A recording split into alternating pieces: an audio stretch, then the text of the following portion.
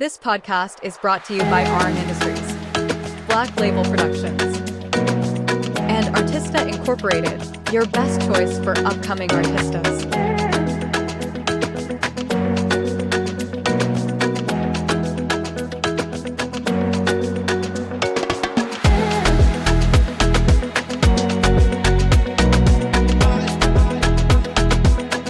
Hello guys, and how are you? Welcome back to Katalk, your ultimate podcast in the Philippines. Once again, this is Rani Somalia, your favorite Katalkian.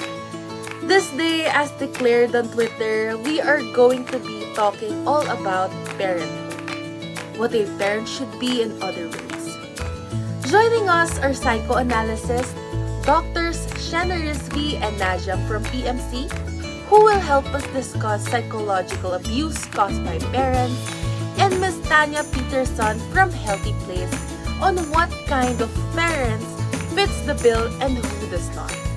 Then later on, we will be inviting Mr. Renato Villador from Unilab to give us some tips on how parents should react towards stress and prevention from causing trauma towards their children. Stay tuned guys, and we will be back shortly. Look, you are here for a reason. What that is for you to decide. You know what you got planned. You know what you're capable of. You know what you've already overcome. You are just as deserving of love and compassion as everyone else.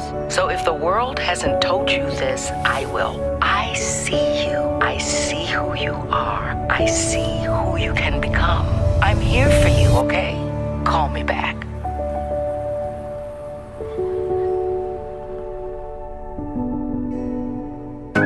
Welcome back to Katalk with Rani Somalia.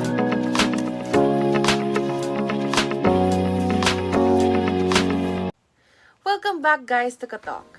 Right now, I'm joined by Dr. Shanna Rizvi and Najam from Pakistan Med Central to answer your question regarding on psychological abuse caused by parents and how does childhood trauma lead to social deterrence as you age. So, hello Dr. Rizvi and Dr. Najam. Welcome to Katalk. Hello, thank you for having us. Rani Somalia, Rani for short. Oh, Rani Sumaila? You mean the country? Oh no, just a short name. Ah, I see. A very unique surname you have there. Thank you. It is indeed a unique surname for my dad. He is a very good father, my father. There wasn't a day that goes by that I don't miss him. Since this is all about parenthood naman, I would say in regards to him as a parent that he might be the best there is. Because not once did he lay a finger on us and treated us badly. He never neglected us even after our mama passed. That's why compared to other children, we have been so gifted to have a loving and kind father. Well, you were indeed gifted. Yes, I had been. Although since psychologically we were not threatened by him. What gives me curiosity is how can a parent psychologically affect children? And is it really a true phenomenon? Why, yes, it is actually a real thing and well proven too. We conducted some research according to this study and found out that 24 to 67% for maternal and 20 to 70% paternal psychological abuse did relate to mental health problems. Adolescents who perceived their parents as more abusive exhibited greater problems. That's a huge number, huh? Exactly. What's even more fear about this is a generation thing. Generation passed to another generation. It's like your grandparents used to do that, and then it will be passed on to your father, and then it will be passed on to you. I think our generation needs to stop this cycle, and it will take courage. The psychological abuse, it is the most under recognized and the most underrepresented among our psychology, and it's even more phenomenon that the adults, it's more phenomenon in adults. They don't talk about it. It's something that doesn't they don't like to talk about. It's like a prevalent thing. It's like a child abuse sort of thing compared to a physical abuse, which is, by the way, it's more rigorous. Let's remember, when we say psychological or mental abuse, is usually verbal thing. It's not a physical thing. It's like a harsh words you say to a person or lingering thing to another. And this sort of behaviors makes the child powerless, worthless. And this child will be affected by this onwards when he grow up. What he will become, he will be more needily to the society, which is not good. So it becomes a domino effect. Trauma to trauma creates more trauma. No, just imagine how many cases where psychological abuse is considered the most developmentally damaging dimension and has been linked with negative outcomes such as impaired emotional, social, and cognitive development, including helplessness, aggression, emotional irresponsiveness, and also neuroticism. Oh my god, when you say neuroticism, it does feel like a heavy blow. And one less likely to heal so fast. Yes, and more cases starting to appear and opening up, not just in other countries, not in or even in our country too. Even more so is that parental abuse is commonly linked with other mental health problems such as depression, anxiety, poor self-esteem, and also eating disorder. Though, of course, there are a lot of more that could rise up from that. It does seem a constant problem when it comes to any kind of psychological abuse. Well, anyway, thank you for that educating insight, Dr. Najam and Dr. Rizvi. Do you have any other take on this matter? As far as we know, psychologically challenged children will have lesser protection against outsider influences. The vulnerability becomes a fatality, and when they mature, they may not secure with their own actions. Parents, on the other hand, who cause these psychological tremors, may have been a victim on their own parents in the unseen past. There's too much testimony and factors that could very well explain this. Alright, viewers, there you have it. Psychological abuse is indeed a rampant these days. So many parents have become too unaware that they do. Anyways, thank you Dr. Najam and Dr. Rizvi for that input. Thank you too, and of course, parenthood can really be challenging. And thank you too for having me. And let's remind ourselves, parenthood could be challenging too. Well, that is true. And parents do truly participate in the mental deterrence of their own children. And what's bothersome is they may just be unaware of it. After the short break, health advocate Ms. Peterson will discuss with us the rules of parenthood and what parents should be reminded of when managing their own families. Once again, thank you Dr. Najam and Dr. Rizvi, and this is Katalk.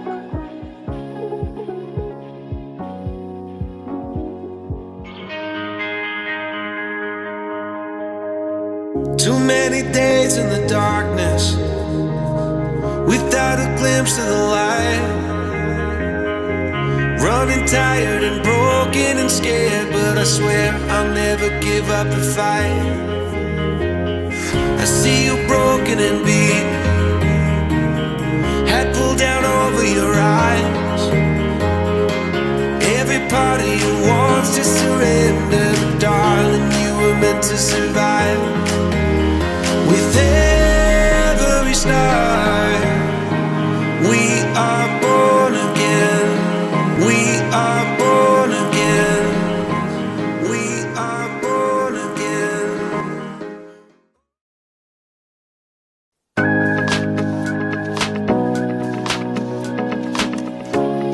Welcome back to Katalk with Ronnie Somalia. So, Miss Peterson, how do you think a good parent should act?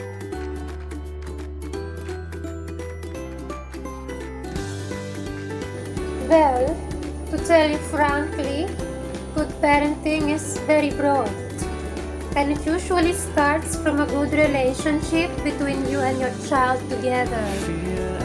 Good parenting aims to develop in children character traits like independence, self-direction, honesty, self-control, kindness, and cooperation, because good parenting creates a foundation for a child's healthy, positive development. No? So basically, the good parent is the hero versus the abusive parent. I would say so, yes. Parenthood is indeed very dramatic when it comes to these things, but good parents are more commonly profound in ways of becoming a role model. Yeah, that's true. Yes, good parents know this very well because kids, children, will always look up to them for growth, right? If you don't have a very good setup, the tendency is usually your child won't have so as well. And well-being focuses on the overall health. What do you think are constant in determining a good from a bad parent? A good parent always approaches their kids with love and warmth and acceptance, because healthy parenting means nurturing the whole child, the entire child, attending to their physical, mental, social, emotional, intellectual. Do you think that could constitute a child being entitled? Not necessarily.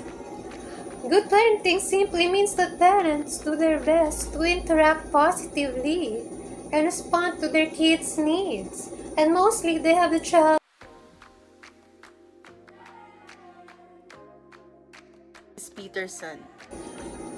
Well, it really depends. Neglectful parents are to be responsible for a child developing ignorance and ego, right? Especially when rules are not set for them. Discipline. This differentiates a good parent who is completely concentrated on their child at any sort of avenue. See, it really is based on how parents play a role in the child's life, on which we can determine whether they're fitting parents or not.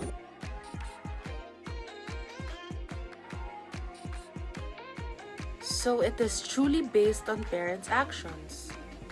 Yes, and by actions, we mean through actions, right? Especially to act in the first place. Yes, I got what you mean. Parents can be lazy too. Well, anyways, thank you for that insight, Miss Peterson, and we look forward to hear again from you. Yes, thank you too, darling. We will be back here at Katalk.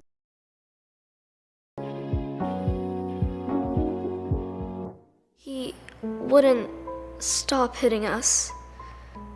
Help me. I'm scared. It hurts. He told me not to tell. Make the call.